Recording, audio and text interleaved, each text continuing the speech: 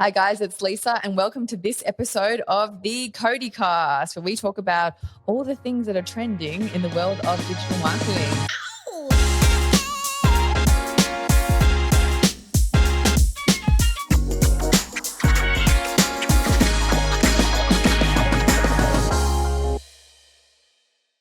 I'm really excited to be joined. I feel like I've got a podcast voice, I just realized. I'm really excited to be joined by the one and only P. Diddy, Paige Richards. Welcome to the show.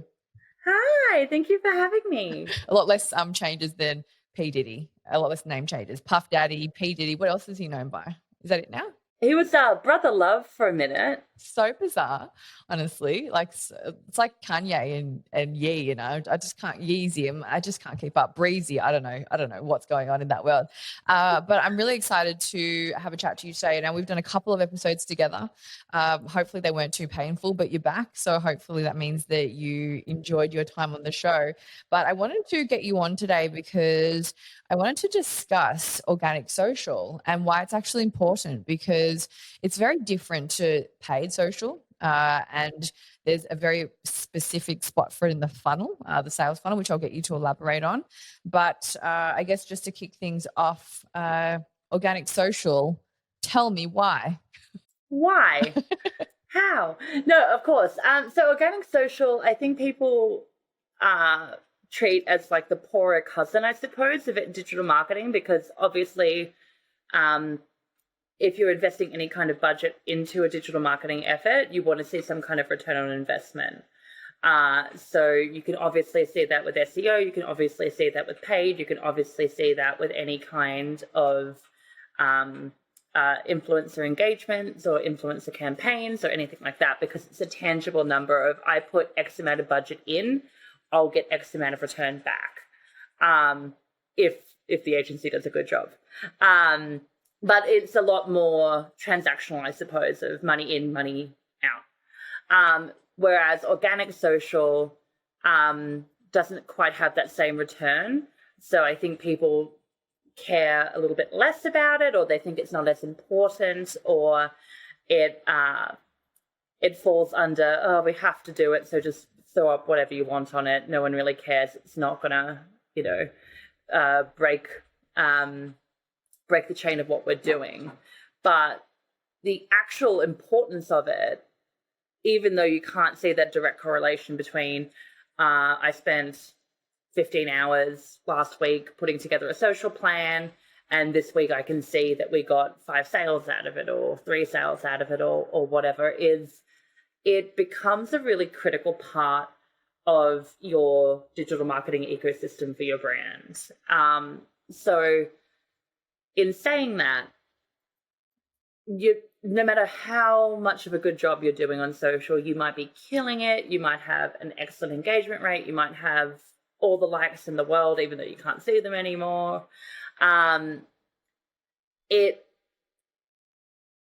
still matters to do so, because if you're looking at a chain of how a consumer interacts with your brand, they might see you on social first and go, well, that looks great. They might even like it, comment on it, might share it or save it for later. And then, a week later, 2 weeks later, they might be targeted with an ad and go, oh, I remember seeing that on social. Or they've spoken to a friend and going, oh, I just bought this product from this brand. I love it. It's amazing. And you go, oh, I've seen it on social. And, how a million different combos of that could happen. But then once that you've entered their orbit, then after that, let's say a month later, whatever way they got to you, they might see your product stocked and go, oh, well, I've seen this so many times. My friends are talking about it. It's amazing. I'm just going to buy it. So even though it's not a direct conversion correlation from them seeing you on social, it was a critical step for them to decide to make a spend decision. So that's where, it still matters, and it's still really important to have. And I always think about the funnel, like the good old sales marketing funnel, and social media will always sit somewhere in the funnel. and you can't get to the bottom of the funnel without going through the top, through the middle, and then to the end of the funnel. So it's going to be in there somewhere. It's just, like you said, a lot harder to track that direct, I guess, trying to think of the word, conversion from social media, from organic. Something else that I find quite interesting too is if you think about the funnel and you think of different steps of the funnel, and social might slot in, and we know that there's multiple touch points with a brand needed to convert, increasingly getting more and more as there's more and more noise in the market. But this is something that Brad from our team raised when we were in a meeting the other day. He was saying that if you have a look at multiple different customer journeys, you see social slotted in various stages of the journey. If your social sucks, then there's a chance that someone else in your competitor might actually jump in there, and someone might see their social and do better. And then you end up going into their funnel instead, because your social media presence isn't where it needs to be.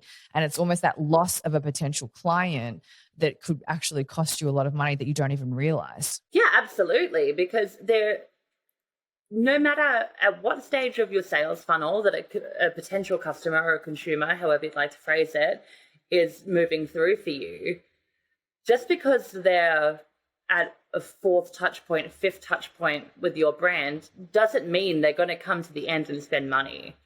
Every stage they move through, you're competing with a similar brand or a similar service. So if one, link of your chain is weaker than another, then you're willingly priming customers for your competitors, essentially, because you might have had a killer paid campaign. They went, I need this water bottle. Everyone's got this water bottle. I see it unpaid. It's amazing. And they go to your social and they can see that maybe the product images aren't great, or they look like they're ripped from another website. It looks like maybe you're a drop shipper as opposed to a manufacturer, or branding it in your way, and go, oh, well, maybe that's a bit shit, but I still want a water bottle. Then someone else will come in going, this is the best water bottle you'll ever have. You'll love it. These influencers have it. Everyone has it. Buy it.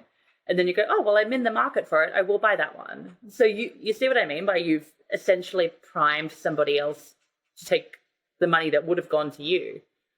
Another really important thing about organic social, outside of where it sits into an overall sales funnel, an overall touch point design for your consumer or potential customer, is it is the easiest way to consistently push your brand identity.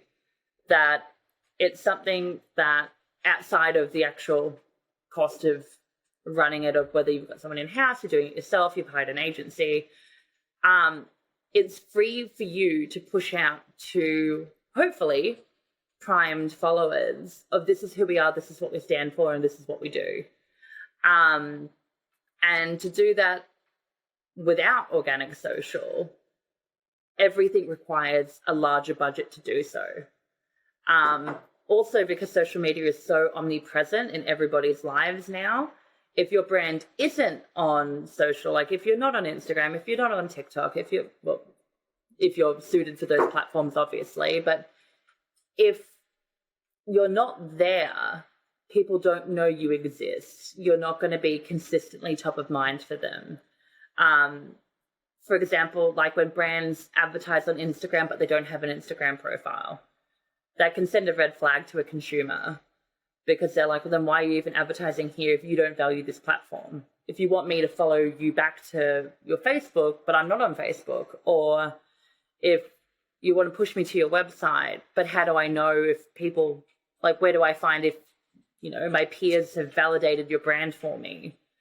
There's a really, it looks, well, to me anyway, but obviously I've got my industry goggles on, but it always is a little bit of a red flag to me of going, if you value the platform enough to spend budget to push out to, why aren't you valuing the platform to put any kind of effort into it, or to build a community there?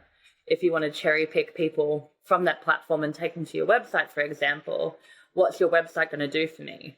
That's a fantastic point, because if they're targeting you with ads on Facebook or Instagram or TikTok, but they're not actually on there, it's interesting, because it's almost like they don't value their community, because they know the community's on there. That's why they're doing ads. Yeah. Like, we can't be bothered allocating budget to actually push out content and educate you. Yeah, but give us money though. Exactly.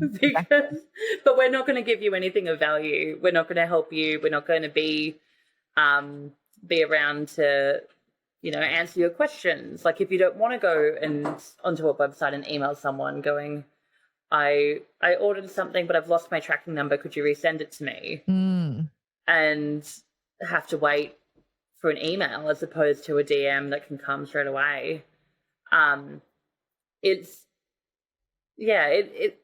funny to me that people don't care. And like, obviously every brand won't be suited for every platform. That if you're selling, a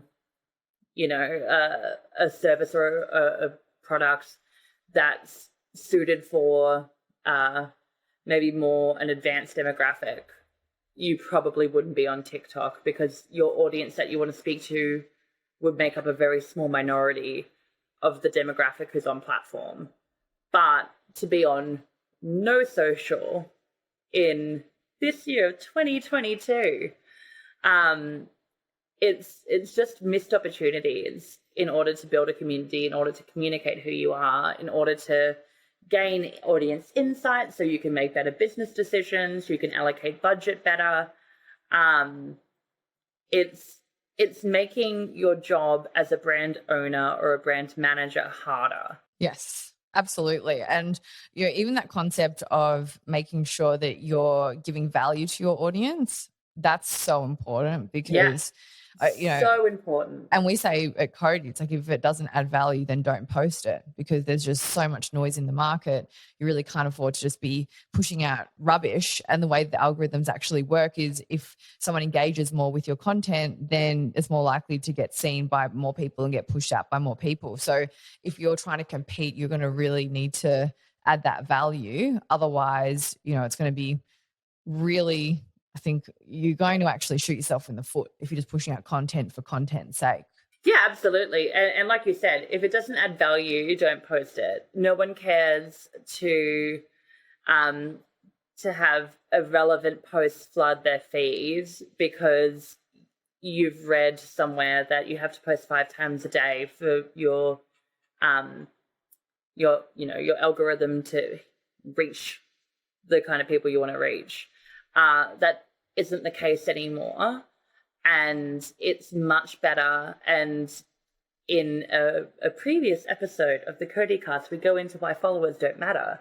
But you want to be putting out content that has the likelihood that there will be a high level of engagement there, so we can build that community and have that value add of, if you come to our social profile, be it Facebook, be it Instagram, be it TikTok, Twitter, whatever, there'll be a conversation, there will be a community sense here.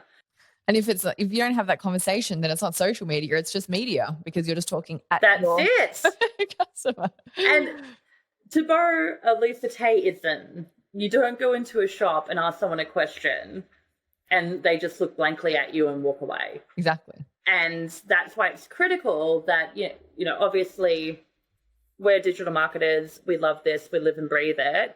So we believe in every step. We believe that you should have really good SEO. You should have a good website. You should look into paid. You should look into influencer campaigns. But it is hypercritical not to ignore the potential and the opportunities that you can have on organic social and how they all play together. So for example, you can see if you've got a really great organic social presence, you're replying to your commenters, you've got a really nice dialogue going with your community, you've reached the point where you're ready to engage with some influencers, you can send your profile over to them going, hi, we'd love to work with you. We'd love you to try out this product. We'd like to offer you this service. We'd like you to come to dinner, whatever. They look at your profile because, influencers don't do things just for money. They want to make sure that you're aligned with their brand as well. So you can't just say to an influencer sight unseen, we're going to send you something, post about it. So it's critical that if you're moving into that step of digital marketing, that you've thought about that as well. You need to align with the correct people. And obviously in a future podcast, you'll go in about some more of the minutiae around influencer campaigns. But for example, let's say Instagram's looking great. We've engaged with some influencers. The brands marry together really great. You've already primed yourself better than what you would have just blindly sending out product with no social presence, because by the time the influencer receives the product, tries it, agrees to post about it because they love it, because why wouldn't it? That you've made it. It's the best product in the world. Then they post about it and send their followers to you.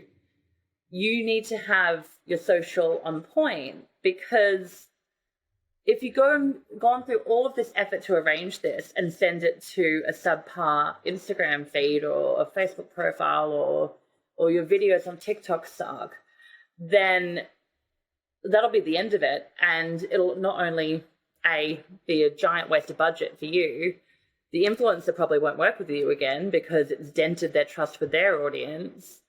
And overall, it was a lot of time and effort for no payoff. But if it's done really well, you've got a great social presence, brands marry with the influencer, happy, happy days, their audience comes to your profile, they're probably much more inclined to make either a further engagement, so whether they follow you back, whether they comment on your post, whether they like your stuff, they save it for later, or they might even go straight to the website and make a purchase because they have trust in that influencer. So again, that's why it's not always the transactional marketing efforts that will get you a conversion. There has to be some kind of organic element, authentic element of your brand's expression online for a consumer to be excited and ready to spend some money with you. Yeah, 100%. And on the topic of influencers, we've actually had influencers who have declined to work with brands because they've gone and had a look at their socials and they look terrible. And like you said, they need to feel that there's a brand alignment too. So they don't want to be aligning their brand with a social account that looks horrible or doesn't look on brand for them. So thank you so much for joining us, Paige. You had fantastic insights. As always, I love talking to you. I feel very lucky that you've stuck with me for this long. So thank you for doing that. And thank you.